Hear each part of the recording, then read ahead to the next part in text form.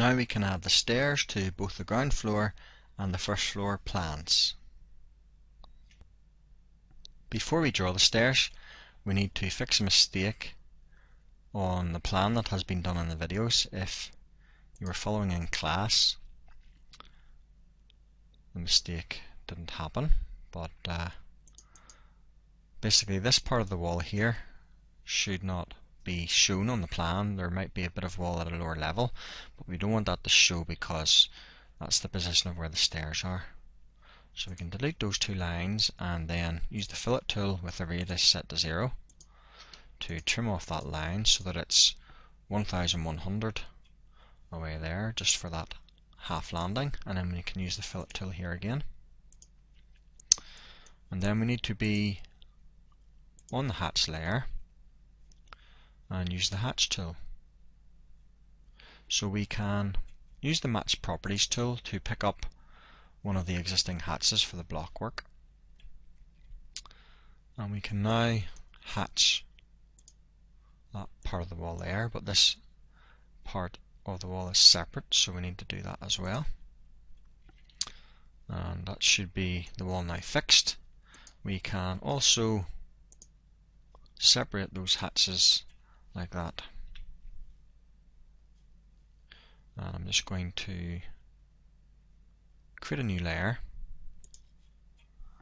and call it GA Stairs. The color we will choose is cyan. We'll make the line weight 0.18, and we'll make that layer current. Oops. Just delete that layer. So the stairs layer, make it current, and I also want to hide the hatching layer.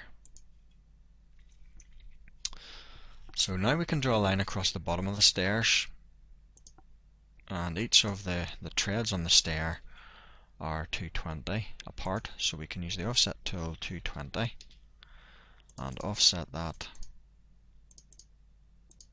or indeed copy if you want, 7 times, and we will then mirror those 4 lines across to the other side, and then we can draw a line across from here to here. The reason why we're doing this is to add in a break line that indicates that the stairs continue on up, but they're not shown on the plan.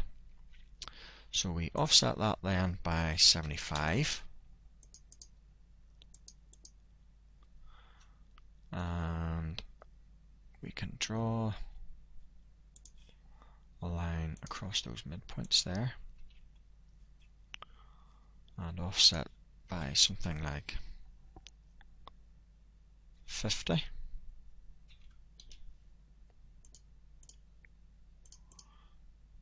We'll do that a few times just to be sure. And basically what you need to do is trace a zigzag line up, then right the whole way down, and then back up again. And then we can delete those outside 2 lines, and we can also delete the lines that we drew perpendicular, like so. And then we'll actually lift that line and move it just to be sure it's in the center of the main line. There we go. And then use the trim tool to trim off the end of the tread and also trim out the parts of the break line. Now what you could do with that is turn it into a block, but I'll just leave it as it is for now. So that's the stairs showing on the ground floor. The next thing we can do is copy those elements up to the first floor plan. We'll use this common base point here and set the stairs into that position.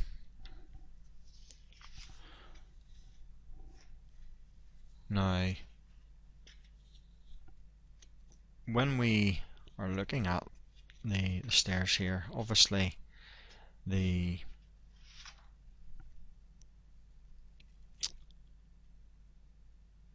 way that the stairs downstairs were done isn't the right way round, so what we can do is lift all of these lines and mirror them. We'll leave that line because that's going to form a handrail, but we'll mirror that, and in this case we do want to delete the source object, so yes. And what we'll do is just mirror that line separately.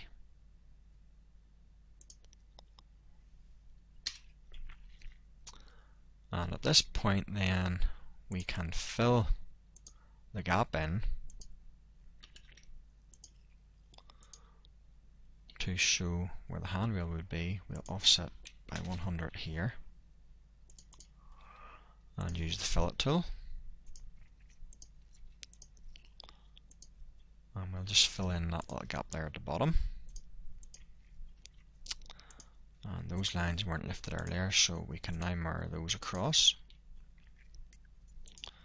And just delete the other lines. That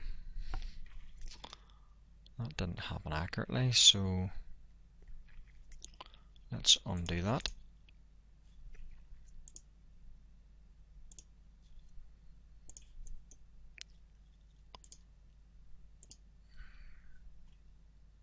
That looks better. Delete those lines, and that's the stairs now completed on the first floor. So both ground floor and the first floor now have the stairs showing.